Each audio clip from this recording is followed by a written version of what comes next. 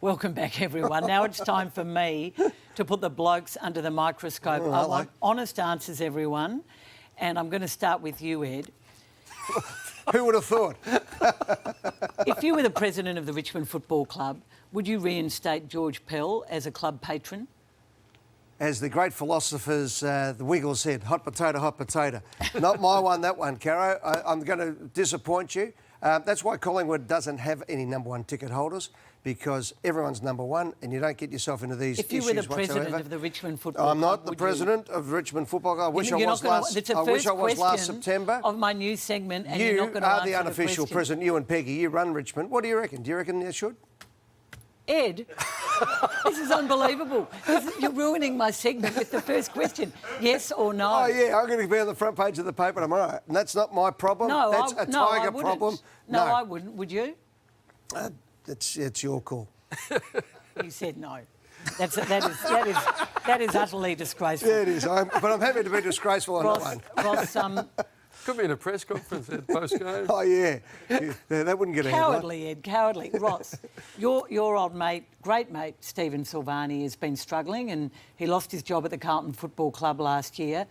I think it hurt him bitterly and, for lots of reasons. Have you been checking in on him and what do you think should have happened? We actually spoke this morning, yeah, and I'd talk to Stephen at least once a week and, look, he's got Joe out doing some more work, so I think financially he'll be okay. But really, 3 generations of premiership players, Hall of Famers, but he's had a significant role in the rebuild of that list, along with Paul Brodie. So I'm intimate on it. Kane Liddell, big impact in the membership and commercial, and has sold that club through the roof. So my view is this. There was clearly some angst and some issues on both sides.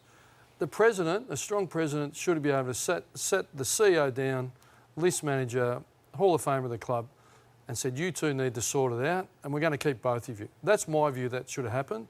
And unfortunately, though, they lost the favourite son out of the door. So, I mean, everyone will be judged in time, but it would be great that they could be both working together and trying to achieve success. Take note, Eddie McGuire. That is how you answer a question.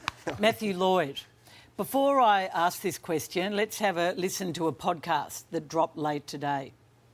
Looking forward to talking to a lot of Essendon supporters about their experiences and also bringing the Essendon community together and hopefully sharing some stories, but also some goodwill.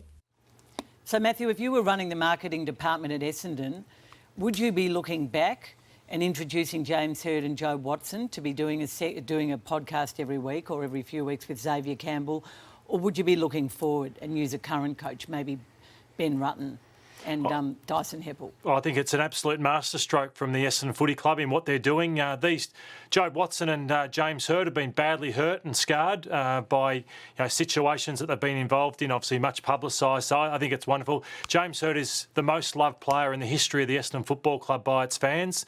Joe Watson is highly respected. So I think that it's a podcast that'll probably shoot straight to number one with listening to those two.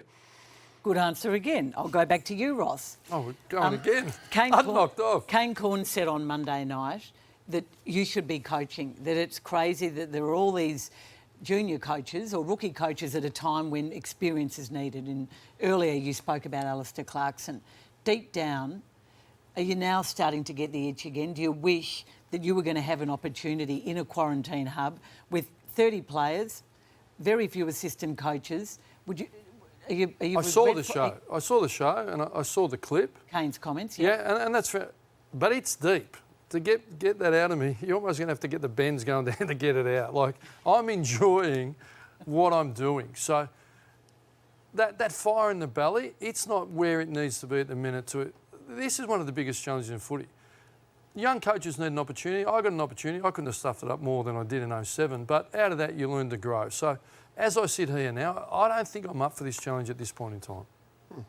Ed, I'm saving the best till last. There we go. How close did you come late last year at Collingwood to appointing or looking at 2 CEOs, not one? And was the second CEO potentially Simon Leflin? The answer to the question is it's nuanced. Yes, we're looking at and we continue to look at how we restructure our whole football club and sports club. We have 2 AFL teams, we have 2 netball teams, we have 2 women's football teams, we have a wheelchair team. We're going to build a big sports medicine facility there called Victoria Sports. We've got a whole lot of different things. So what we're looking at is changing the divisions up.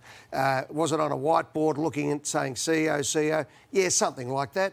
But again, it's something that's a bit fluid at the moment. But the ultimate CEO would be Mark Anderson. But just looking on how it would look, whether, you know, we already have almost, you know, Jeff Walsh is basically the CEO of the football department as it is. Simon Lethlean come into calculations? I'd look at every person who's out there, always.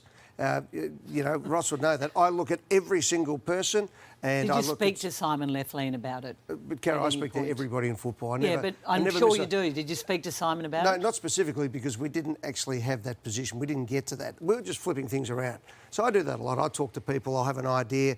I talk to Mark Anderson about it, talk to Jeff Walsh about it, how we're going about this. Goes to the board. These are things we're looking at. That's what we try and do. We're in the ideas business. So you come up with 100 ideas, you might get one good one. And I always like to find out. When you asked that question of Ross a minute ago, I was all ears. Because you know what? I'm looking, what's the coaching scene going to look like when we have to cut $3 million out of the soft cap?